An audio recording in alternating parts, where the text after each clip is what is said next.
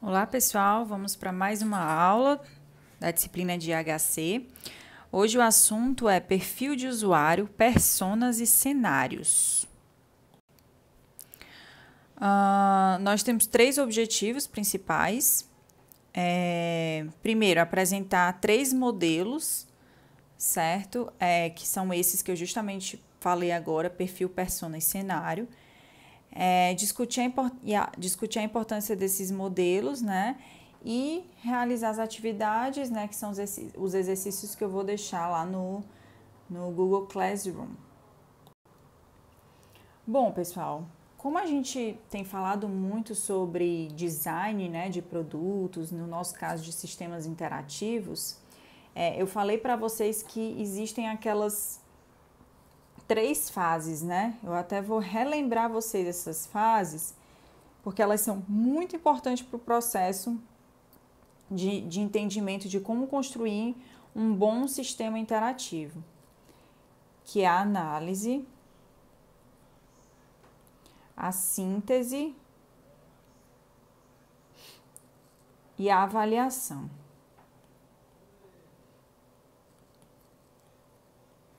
E aí, a gente, né, tá aqui nessa parte de análise.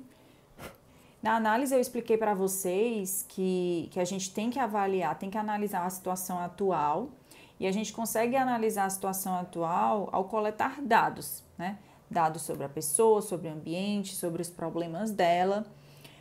Porém, eu não expliquei para vocês que, no caso, é o assunto de hoje, que uma parte importante dessa fase de análise são os modelos e as representações que nós utilizamos para registrar, certo?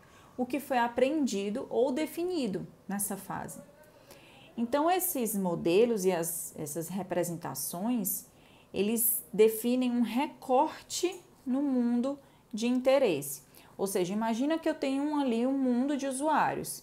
Aí eu analiso aqueles usuários, analiso aquela situação.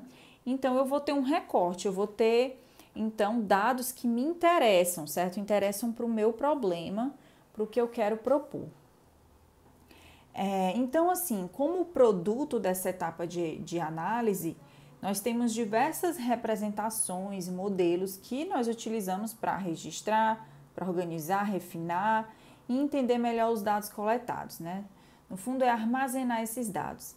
E aí, 3 modelinhos muito importantes que são utilizados no mercado e muito pela comunidade de HC são os perfis de usuários, as personas e os cenários. Então, esse é o assunto de hoje. Então, em primeiro lugar, né, perfil de usuário.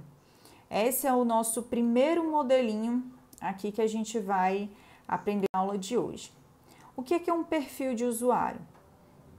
O primeiro passo, né, que a gente faz para registrar, para armazenar o que a gente entendeu sobre os nossos usuários é justamente criando um perfil, certo? Esse perfil ele vai responder para você perguntas do tipo: quem são os seus usuários? Quais são os objetivos desses usuários? Quais são as necessidades deles? Quais são as principais características de usuário? Então, pessoal, o perfil de usuário ele é uma descrição das características dos usuários cujos objetivos devem ser apoiados pelo sistema que você vai projetar, certo? E aí, professora, como eu faço para traçar esses perfis de usuário? Bom, na aula passada, nós vimos que uma das técnicas de coleta de dados para entender os usuários é a entrevista. Outra técnica são os questionários. Então, você pode conduzir estudos com entrevistas, com questionários, para coletar esses dados e usar esses dados para traçar essas pessoas, né? Para traçar esses perfis, certo? E é como você vai fazer. Você vai identificar, por exemplo, quais foram as características semelhantes que esses usuários apresentaram durante esses estudos.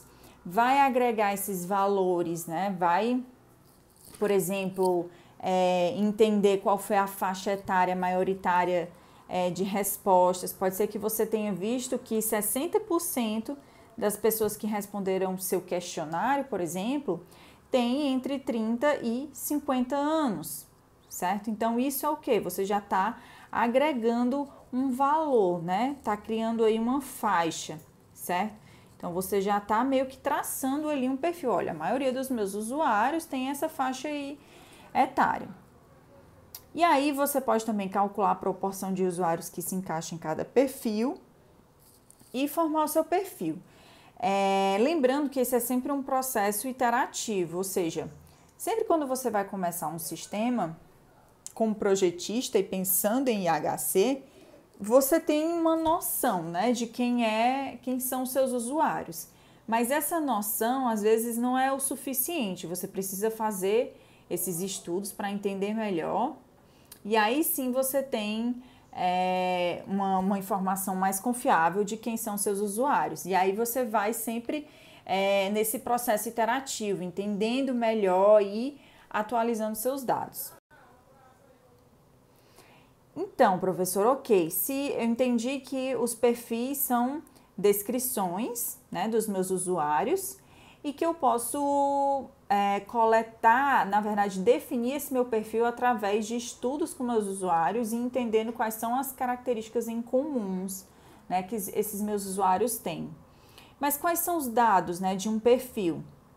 Normalmente, você vai ter esses dados que eu até expliquei em quais dados são necessários coletar sobre os usuários. Então, são dados sobre o próprio usuário, sobre a relação dele com tecnologia, sobre o conhecimento no domínio que ele tem sobre o assunto, né? Sobre qual vai ser o domínio do sistema, sobre as tarefas que ele vai realizar. Então, assim, esses dados vão te ajudar a definir um perfil, a criar esse perfil, a entender qual é o perfil, na verdade. E aí, os grupos de usuários, você pode, às vezes, ter mais de um perfil, né, para o seu sistema. E ele pode estar separado em grupos, né, que são determinados com relação às semelhanças. Por exemplo, pode ser por idade, eu tenho criança, jovem, adulto, idoso, tenho experiência, se é leigo, se é novato, se é especialista. Atitudes, tarefas primárias, enfim, tudo isso pode te ajudar a definir. Aqui eu tenho um exemplo de perfil, certo? Esse exemplo, ele vem da área de um sistema acadêmico, né? Um sistema para a educação. Então, observem que aqui eu tenho dois perfis, do professor A e do professor B, certo? E aí, esse percentual corresponde justamente a quantas pessoas que responderam meu questionário ou a minha entrevista estão representadas por esse perfil A e quantas estão representadas por esse meu perfil B. Você pode ver que está bem dividido, né? O meu perfil A tem 47%, o meu perfil B tem 43%. Se você somar, isso vai dar 90%. Então, ainda existem 10% de pessoas que responderam o seu questionário ou que participaram da sua entrevista que não se encaixa nem no perfil A e nem no perfil B, certo? Então, imaginem esse perfil aqui justamente como um resultado da sua análise ao aplicar um questionário, ao conduzir entrevistas com um grupo de pessoas. E aí, temos aqui a faixa etária. Então, 47% das pessoas que responderam um determinado questionário estão nessa faixa etária aqui, 30 a 40 anos. 43% estão nessa faixa de 40 a 50 anos, que é o perfil B. Aí eu tenho mais informações, tempo de experiência, entre 5 e 10 anos aqui para o perfil A e 10 e 15 anos para o perfil B, frequência de uso de tecnologia, experiência com tecnologia, atitude perante tecnologia, estilo de aprendizado. Vejam que as pessoas do perfil A, elas aprendem fazendo, buscam na internet. As pessoas do perfil B, lê manual, pergunta ao colega, tá? Então aqui, pessoal, vocês já veem que o projetista ele já tem um entendimento de quem são essas pessoas, né? Quais são as características dela. Aí tem mais coisas aqui também de informações de perfil. Quais são as aplicações mais utilizadas pelo perfil A, pelo perfil B? E a opinião sobre o sistema atual que eles utilizam, né? Se você for ver aqui, né, nota 5 é sempre para uma opinião mais positiva. E a nota 1 é para uma opinião mais negativa. Então, aqui você pode ver que o perfil A, né, teve 2 ficaram neutros, 2 pontos eles estão neutros, em outros eles estão, né, para mais. E aqui só um item ficou neutro e o resto tá mais para bom, né? Então, dá para ver que o professor B, ele gosta mais, certo? Então, assim, isso são exemplos de um perfil que foi traçado com base em alguma técnica de coleta de dados. Nada mais é do que o agrupamento de informações que você coletou, de forma que você organize esses dados para você entender quem são essas pessoas. Qual a importância de perfis de usuário? Por que eu tenho que fazer isso em IHC? Por que em IHC, né, nessa disciplina, nesse assunto, perfis de usuários são importantes? Porque ajuda a entender para quem estamos construindo o produto.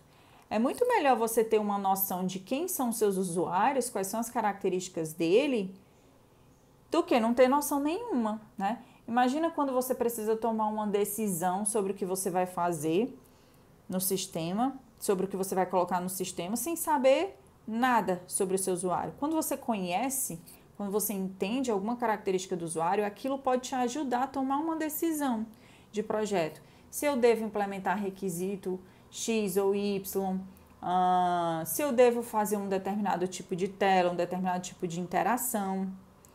Além disso, né, além de ajudar a entender para quem a gente está construindo o nosso produto, também vai auxiliar no recrutamento de participantes para as atividades de análise e avaliação.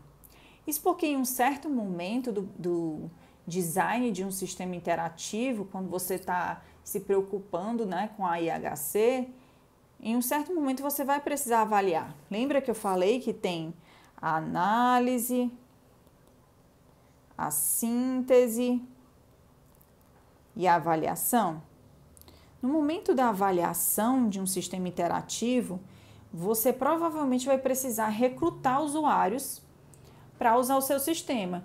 Qual usuário que eu vou recrutar? É bom que seja um usuário que corresponda ao meu perfil, porque aí eu vou estar testando com uma pessoa que está dentro dos padrões ali né, do público-alvo que eu tracei no começo, certo? Do que testar com qualquer pessoa aleatória. Eu vou falar aqui para vocês de uma experiência que eu tive com definição de perfis, que foi no ano de 2016.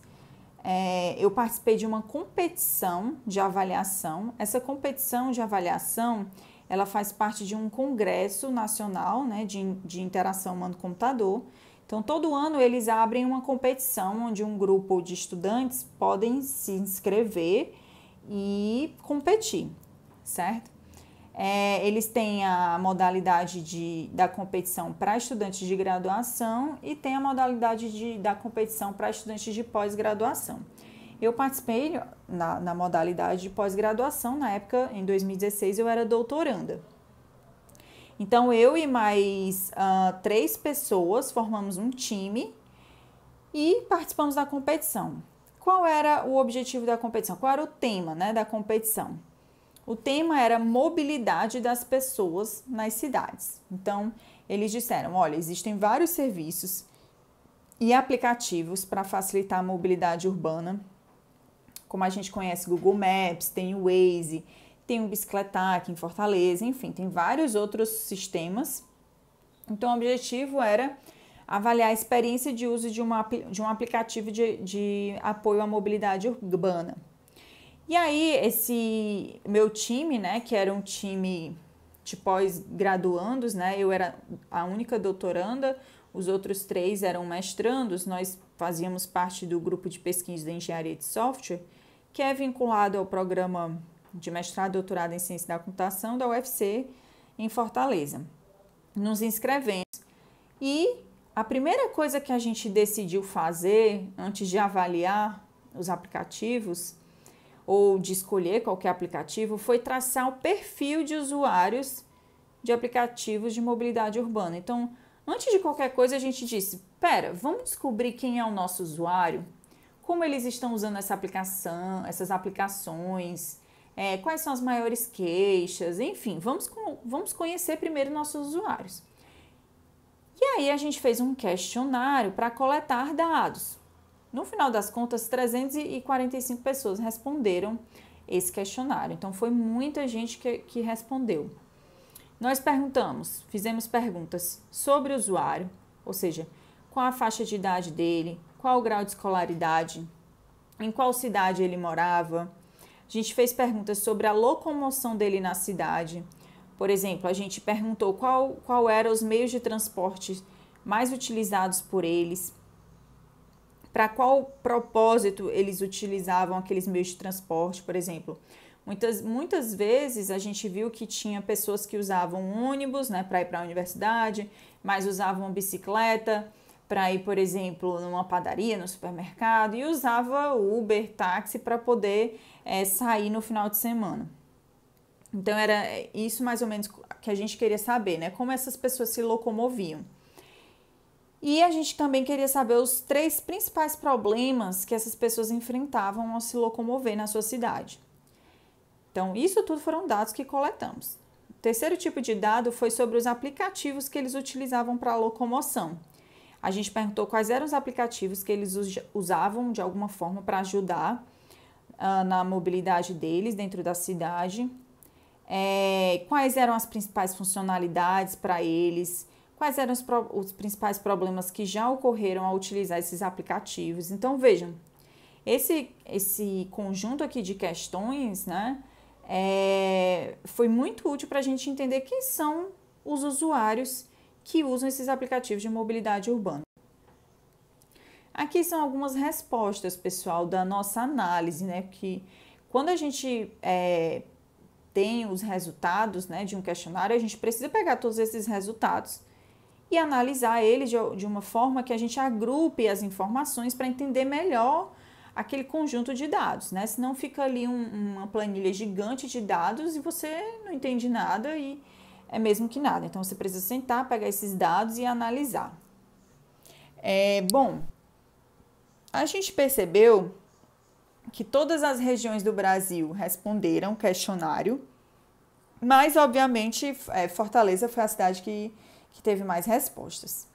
O número de homens e mulheres foi aproximado e a faixa etária majoritária, ou seja, a maioria das pessoas tinha, né, entre essa faixa etária aí, de 21 a 30 anos. Então, um público jovem, né? A gente percebeu também que a maioria das pessoas que responderam o nosso questionário usavam carro e ônibus para se locomover todos os dias pela cidade. Claro que mais gente utilizava carro. E aí a gente viu também que os aplicativos mais utilizados para carro eram o Google Maps e o Waze, e para o ônibus era o Meu Ônibus e o Move It.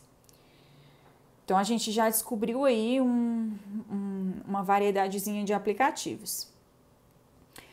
Os principais problemas de mobilidade apontados pelas pessoas que responderam o nosso questionário foi trânsito intenso, 28%, e insegurança, né? As pessoas tinham medo de se locomover usando, por exemplo, celulares, essas coisas, enfim, justamente, né, medo de assalto e tudo mais. Isso foi reportado. E aí, com todos esses dados, nós conseguimos agrupar informações e traçar perfis. A gente traçou 2 perfis, perfil A e perfil B. Como vocês podem ver, existe aí uma porcentagem do lado. O perfil A tem 17% e o perfil B 47%. Então, isso quer dizer que a maioria das pessoas estavam no nosso perfil B, certo? Porém, existe ainda uma quantidade aí que a gente não quis deixar para lá, que é 17%, que estava no perfil A. Bom, o perfil A, né? A gente descobriu que são pessoas que o ônibus é o principal transporte, que eles utilizam muito o Meu Ônibus, que é um aplicativo daqui de Fortaleza. E as pessoas utilizavam mais para ver o horário dos ônibus e verificar rotas. Principais problemas, internet, falhas e os horários errados que o aplicativo apresentava. No perfil B, o carro era o principal transporte e o pessoal usava mais o Waze e o Google Maps. As principais funcionalidades eram traçar uma rota, verificar tempo de deslocamento e fluxo de trânsito. Os principais problemas foram internet, falhas e imprecisão de rotas. Então vejam, pessoal, isso aqui são 2 perfis e essas informações nós não tiramos do nada, nós não inventamos, né? Nós fizemos uma grande pesquisa e através dessa pesquisa e desses dados a gente conseguiu definir esses 2 perfis. Claro que também você às vezes define esses 2 perfis, mas podem ter informações comuns, né, para esses 2 perfis, que foi o caso do nosso trabalho. Aqui a gente deixou claro quais eram as características em comum para os 2 perfis. O usuário estava nessa faixa etária, independente se ele usa carro ou ônibus. Ele não se sente seguro, independente do seu meio de transporte, tanto o usuário de ônibus quanto o usuário de carro, eles se sentem inseguros, moram em cidade grande e vivenciam todos os dias o trânsito intenso. Bom, então isso é perfil, né? É o entendimento que vocês têm em forma de dados sobre quem são os usuários, né? E esse entendimento ele é registrado, tá bom? E aí, bom, agora que a gente entendeu o que é perfis, a gente tem que entender o que são as personas. É como se fosse até uma continuação aí. O que é uma persona? O que são personas? Uma persona, pessoal, é um personagem fictício, tá? Então, um personagem que vai representar um grupo de usuários reais. Então, ela foi criada pelo Alan Cooper e é utilizada para representar esses grupos de usuários, até durante discussões de projeto, enfim. E são definidas principalmente pelos seus objetivos. Então, imaginem aqui, para deixar mais claro para vocês, né? No meu estudo, que eu participei da competição, eu tinha o perfil A e tinha um perfil B de pessoas. Então, imaginem que a persona que eu vou criar vai representar o perfil A. Então, vai ser a persona A. Mas o perfil B também vai ter. Vai ser a persona B. Certo? Então, assim, a persona, ela é para justamente representar um grupo de pessoas, certo? Um grupo de usuários finais. Por que nós precisamos de personas, professora? Tá, aqui eu trouxe um paralelo, né, uma metáfora para vocês tentarem entender, né, que é a do carro. Então, imagina, se você tentar criar um automóvel que agrade a todos os motoristas possíveis, você acaba com um carro com recursos demais e que agrada a ninguém. Então, veja que você tem um grupo de pessoas. Cada grupo de pessoas, né, imagina em vários grupos, cada grupo tem os seus interesses. Então, imagina você construir um carro que atenda a todos esses interesses. Você não vai agradar a ninguém, no final das contas. Mas quando você leva em consideração uma pessoa por vez, um grupo de pessoas por vez, você vai ter vários produtos que vão aí agradar essas pessoas. Então, pessoal, as personas, elas servem justamente para isso, né? Para a gente focar no que precisa ser desenvolvido, certo? Quais são as características de uma persona? O que é que uma persona tem que ter?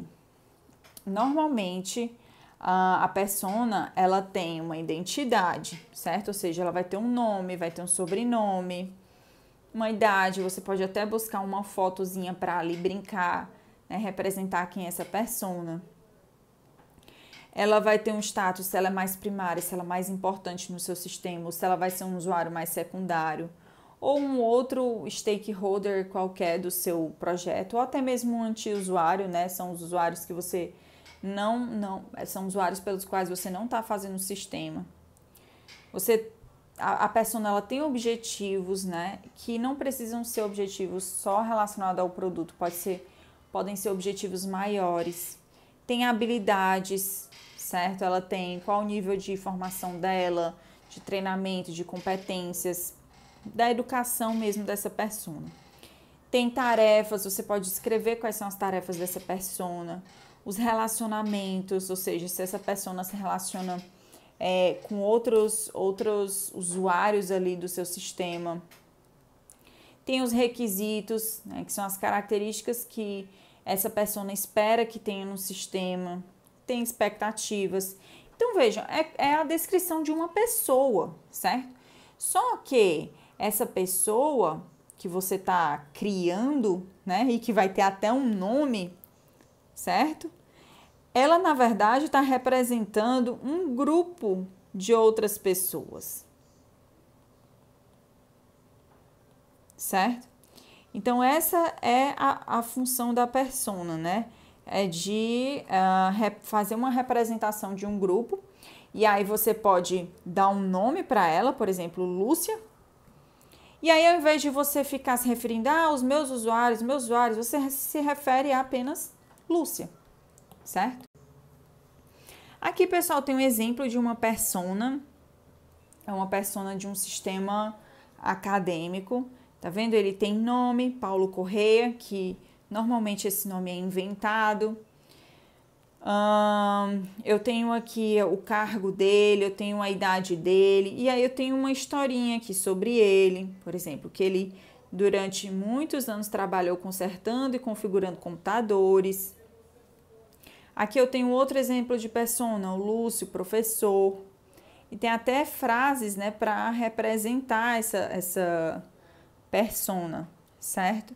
E mais informações aqui sobre eles que vocês podem pausar aí o vídeo para ler melhor.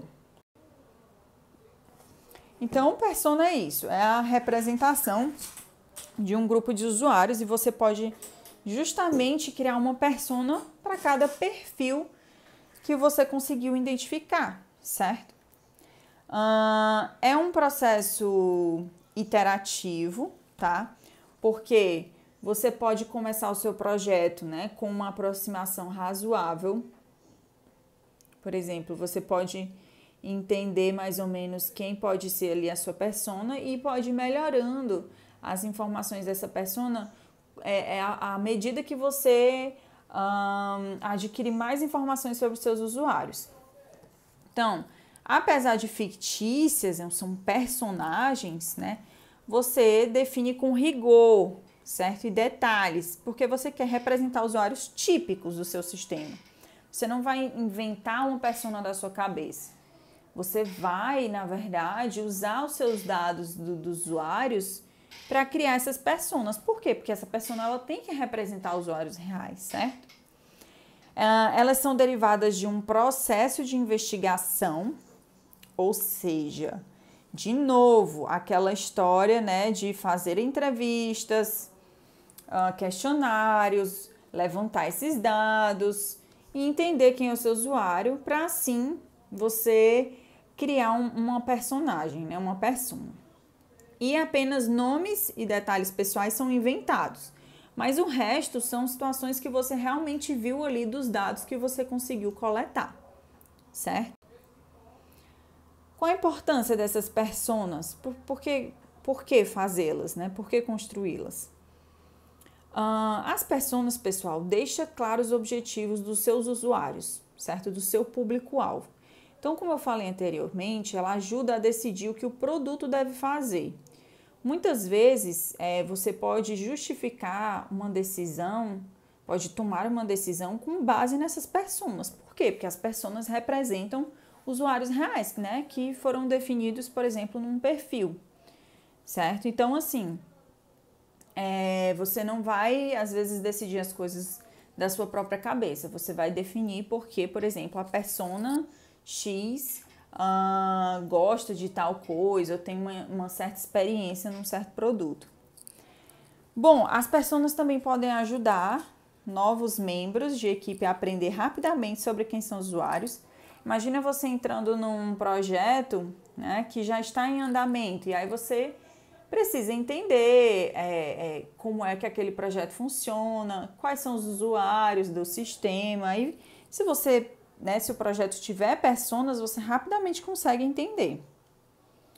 E também, né, a persona ela pode ser utilizada em reuniões como uma ferramenta de discussão. Por exemplo, você está ali definindo quais são as funcionalidades do seu sistema. Aí você pode recorrer à persona, né? Você pode dizer, olha, a Lúcia nunca utilizaria essa funcionalidade. Por quê? Porque a Lúcia não tem experiência nisso, não faz isso, a Lúcia é assim, a Lúcia é assado. Então, a persona ela vai te ajudar a conduzir aí as decisões e discussões sobre o projeto. Algumas dicas para vocês sobre o uso de persona. Primeiro, os designers insistem em expressar todas as questões de design, devem insistir, né, a usar as personas através do seu nome. Então, por exemplo, se o seu projeto usa personas, evite falar, o meu usuário do nosso sistema, o usuário vai querer assim, o usuário vai querer assado. Evite isso. Use o nome do usuário, da persona. Lúcia é assim, a Lúcia é assado. Né? É assim que realmente você está se aproveitando, né, do conceito, desse modelo aí criado pela comunidade de HC para ajudar na construção de sistemas. Você pode ter mais de uma persona no seu projeto, tá? Cada projeto vai ter o seu elenco de personas. Então, imagina que você tem vários papéis, vários perfis, né, no seu sistema. Então, você pode definir mais de uma persona, não é obrigado a ter só uma, certo? Não necessariamente você vai conceber o sistema para todas elas, mas, né, elas vão ser úteis em você tentar entender parte da população dos usuários, certo? As personas, como eu falei, têm objetivos. Aí podem ser objetivos mais pessoais, como, por exemplo, conseguir realizar uma quantidade de trabalho razoável ou se divertir. A persona pode ter um objetivo mais corporativo, que é, por exemplo, aumentar o lucro, abrir uma empresa. E pode ter objetivos práticos, por exemplo, evitar uma reunião, registrar um pedido de um cliente, que é mais próximo, né, dos requisitos da construção de um sistema. Aqui é outro exemplo de persona, gente. Aqui eu tenho a Marta Batista, ela é professora, e aqui a frase dela é: cada turma é uma turma. Aqui eu tenho uma descriçãozinha sobre ela, por exemplo. Marta é professora há 2 anos. Embora lecione apenas 2 disciplinas diferentes, ela gosta de configurar o sistema de apoio às aulas sob medida para cada turma, pois sente que isso contribui para a qualidade do curso. Aí tem mais aqui informações, tem os objetivos pessoais dela, não perder tempo, trabalhar da melhor maneira possível, e tem os objetivos práticos, utilizar um sistema adequado a cada disciplina, divulgar material didático, acompanhar a entrega. Então, tudo isso, gente, são informações, né, que vão servir para mim para poder construir um provável sistema aí, no caso desse exemplo, um sistema acadêmico. E o terceiro elemento da aula de hoje, né, são os cenários. O que são cenários? Cenários são histórias sobre pessoas realizando uma atividade. Então, ela conta uma historinha, né? O cenário conta uma historinha, tem um começo, meio e fim. É rica em detalhes contextuais, porque eu estou contando uma história, e normalmente representam situações, né? Situações de uso, por exemplo, uma determinada problemática. Eu posso descrever um cenário de maneira textual ou de maneira pictórica, né? Usando figuras, imagens, certo? Para contar alguma situação. Em HC, né? Quais são os objetivos de um cenário? Em HC, primeiro, descrever uma história num domínio de atividade. Então, você consegue, através de um cenário, fazer a descrição de algo, de uma situação. E aí, com isso, você consegue levantar questões, né, dúvidas, críticas sobre a introdução de uma certa tecnologia ou de um produto. Você consegue explorar diferentes soluções de projeto e avaliar se um produto satisfaz a necessidade de seus usuários. Mas como, né, professora? Como é que manda de qualquer coisa? Vamos ver exemplos de cenários e o que é que os cenários têm, que aí vocês vão entender melhor por que são relevantes. Quais são os elementos de um cenário?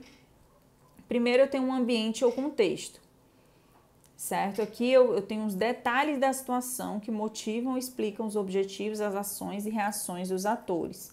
Então, eu tenho ali todo um ambiente no cenário, eu não estou simplesmente descrevendo uma pessoa, eu estou colocando ela dentro de uma situação. Eu tenho atores, que são as pessoas que vão, né, interagir dentro desse cenário. Eu tenho objetivos, que são efeitos na situação que motivam as ações realizadas pelos atores. Então, é como um pouco, né, das personas. Os atores, eles têm esses objetivos. Tem um planejamento, que é o quê? Que é a atividade mental dirigida para transformar um objetivo em um conjunto de ações. Tem as ações, que são o comportamento observável. Tem os eventos, que são ações externas que vão acontecendo no meu cenário.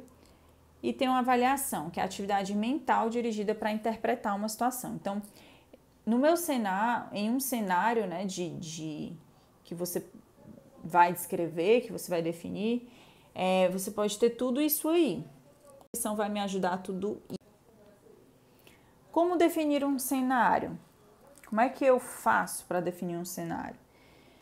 Bom, de novo, as técnicas de coleta de dados vão ajudar vocês a criar um cenário, certo? Então, por exemplo, um cenário pode ser gerado durante um workshop, uma entrevista, uma sessão de observação, por exemplo, que você vai coletar dados que vão te ajudar a descrever uma situação.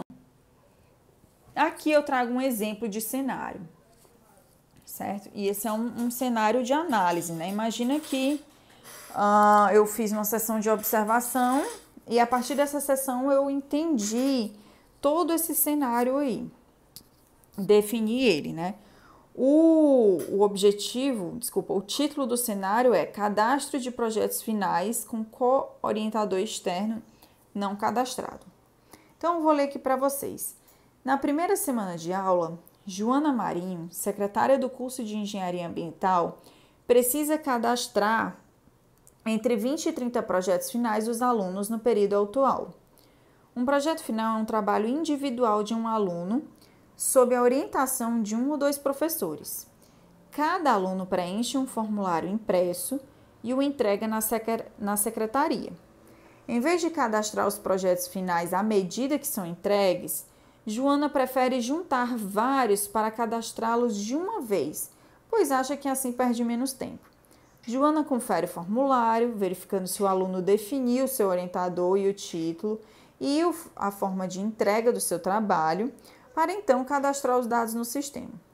No caso do aluno Fernando Couto, após informar o título do trabalho e o orientador principal, Joana descobre que o seu co-orientador, que não é professor regular do curso, não está cadastrado no sistema.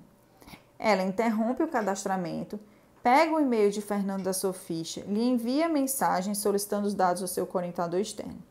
Nome completo, CPF e e-mail para contato. No dia seguinte, Joana recebe a mensagem de resposta de Fernando com os dados solicitados. Ela então reinicia o cadastro do projeto final de Fernando, sem poder aproveitar o que foi feito na véspera. Ao terminar o cadastro, Joana entra no seu sistema de correio eletrônico e envia uma mensagem para todos os envolvidos, aluno e co-orientadores, para que eles confiram os dados cadastrados e confirmem sua participação no projeto. Então vejam, isso aqui é uma descrição, né, gente, de uma situação, isso é um cenário, né? É a descrição de algo, certo? E aí, vamos analisar aqui esse cenário de acordo com os elementos. Lembra que eu disse que o cenário ele tem um contexto, ele tem um ambiente. E nesse cenário aí tem O contexto é que a historinha está se passando o quê? Na primeira semana de aula, certo? Eu tenho um ator, que é a Joana Marinho, secretária do curso de Engenharia Ambiental. Eu tenho também um objetivo no cenário. A Joana ela precisa cadastrar projetos finais dos alunos.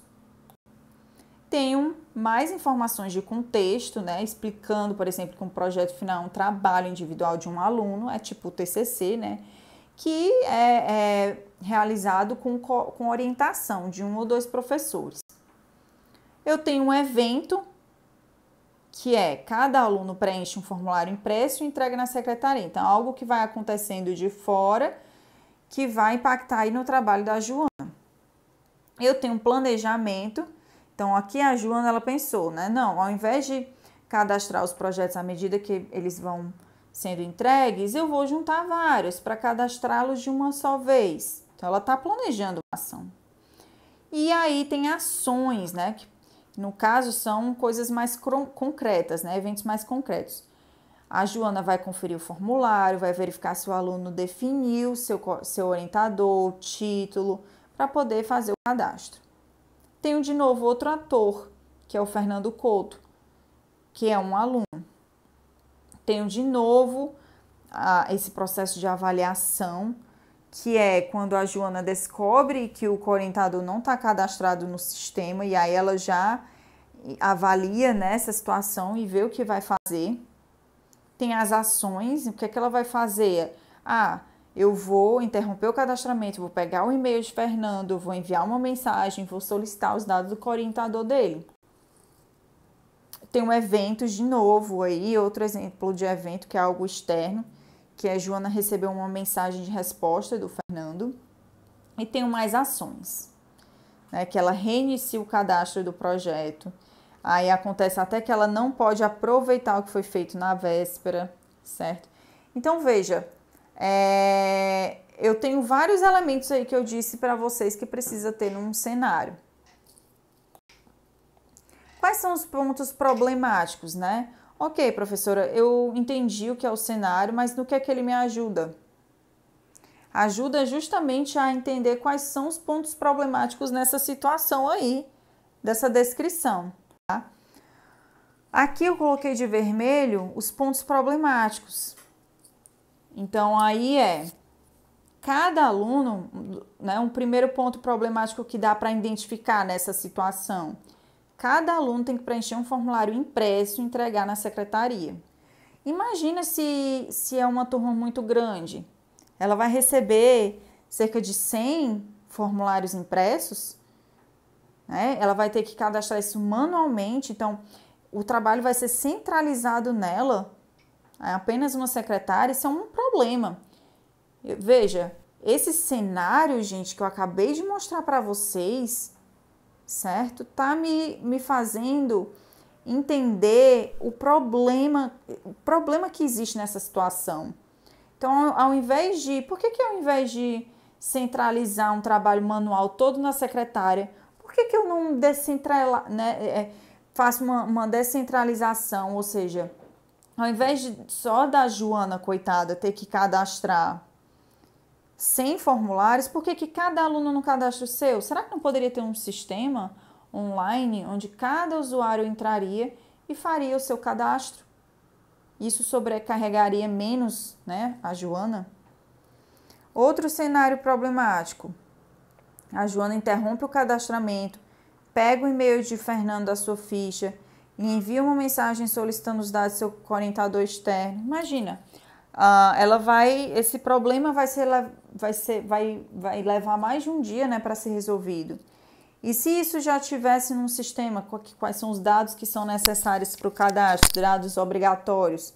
Esse tipo de interação não precisava ocorrer. Esse gargalo, esse atraso não precisava ocorrer. Aqui outro problema. Ela então reinicia o cadastro do projeto final de Fernando sem poder aproveitar o que foi feito na véspera. Então, todo o trabalho que ela teve na véspera foi por água abaixo. Isso é problemático, né? Outro aqui é que Joana, entra no sistema de correio eletrônico e envia uma mensagem para os envolvidos. E se o sistema já fizesse isso automaticamente? E se ele já, de alguma forma, avisasse, né, automaticamente por e-mail que o projeto foi cadastrado? Então, vejam, gente, esse cenário, ele conseguiu aí trazer vários problemas, né? E a partir desses problemas é que eu vou ter uma ideia do que desenvolver no meu sistema interativo, tá? Então, a importância de cenários é justamente esse entendimento que eu vou ter sobre as atividades do usuário, sobre o que é que eu posso modificar, sobre o que é que eu posso propor de sistema novo ou substituições de sistemas existentes, certo? E aí, vocês com certeza, né, turma de engenharia de software, vão ver aí o que é o caso de uso, né? Mas um cenário, ele é diferente de um caso de uso, tá? O caso de uso, ele é mais concreto no sentido de como o usuário vai interagir com o sistema, o passo a passo. E o cenário, ele é um pouco mais amplo. Como definir, professor, um cenário? Bom, como eu falei para vocês, né? Vocês podem usar as informações de técnicas de coleta de dados para definir. E se não for ainda o suficiente, você pode fazer um questionamento sistemático, repetitivo, certo? Para elaborar cenários mais complexos. Então, por exemplo, você consegue extrair uma certa situação, descrever uma certa situação, mas pode ser que aquilo ainda seja vago. E aí você pode, então, ficar se perguntando mais coisas que tem ali para poder completar de informações aquele seu cenário. Aqui são algumas perguntas, né, algumas questões exploratórias, algumas dicas que você pode usar. Então, perguntas como por quê? Por exemplo, condições para a realização de uma atividade, consequências de uma atividade. Se você entendeu que uma certa pessoa, um certo usuário do seu público-alvo, faz uma determinada atividade, se você se perguntar por que ela faz isso, você pode ter mais respostas e essas respostas vão ajudar você a definir, a descrever uma determinada situação. Perguntas como, o que também podem ajudar. Questões de verificação. Então, X pode ser feito da maneira Y. X faz parte de Y. Então, tudo isso pode ajudar também a você se questionar para ir atrás desses dados e descrever um cenário melhor. Aqui eu trago vários elementos, vários exemplos de perguntas que podem lhe ajudar a construir um cenário de acordo com cada elemento. Então, por exemplo, o elemento objetivo. Aqui tem várias perguntas que você pode se fazer, né, para poder você entender como definir e descrever esses objetivos, ou do ambiente, né, ou dos atores, do planejamento, ações, evento, avaliações. Então, vocês podem dar uma pausa no vídeo e ler essas perguntas, né, caso vocês precisem desse cenário. Aqui é um outro modelozinho de cenário, né, é como se fosse um template. Então, aqui eu tenho um usuário 1, tenho características dele para você descrever, encontra-se na seguinte situação, aí você vai descrever a situação com os detalhes, vai descrever problemas, enfim, você vai fazer toda uma descriçãozinha, um passo a passozinho, que vai ajudar você a definir, certo, um cenário. Então, pessoal, resumindo essa aula, a gente viu aí 3 modelos que representam informações que vocês provavelmente que as pessoas de HC coletam através de técnicas de coleta de dados, por exemplo, entrevistas, questionários. Então, esses perfil, persona e cenário, são meios que a gente pode usar para representar as informações da análise, tá bom? Vendo aqui, né, perfil, vamos resumir aqui. Perfil, que é uma descrição detalhada dos atributos dos usuários. Qual o propósito? É garantir que você sabe para quem está desenvolvendo o produto e também para guiar quem você vai escolher como usuário para uma futura avaliação. O que é que ele tem? Tem dados demográficos, habilidades, formações. Persona. O que é uma persona? É um personagem fictício, criado justamente para descrever um grupo de usuários, que é baseado no perfil. Qual o propósito? É representar esse grupo de usuários para ajudar a tomar decisões de projeto e manter todo mundo, né, sincronizado no mesmo público-alvo. O que é que uma persona tem? Tem nome, idade, foto, status, requisitos, expectativas, diversas informações. Cenário, que é uma historinha que eu descrevo como uma persona em particular completa uma tarefa, como ela se comporta, né? Qual é uma situação em que ela se encontra. Qual o propósito do cenário? É trazer os usuários à vida, testar seu produto, entender, por exemplo, quais são as necessidades dos usuários, o que é que eu tenho que propor para eles. Qual o conteúdo? Contexto, atores, objetivos, eventos, resultados. Então, tudo isso aí, né, todos esses modelos que vocês estão vendo, perfil, persona e cenário, são formas de representar o conhecimento que vocês adquiriram através das técnicas de coleta de dados. Então, é uma forma de registrar o que o projetista aprendeu ou está aprendendo sobre o público-alvo dele. Então, é isso, pessoal. Eu vou deixar as listas, né, os exercícios na nossa turma do Google Class. E até a próxima aula.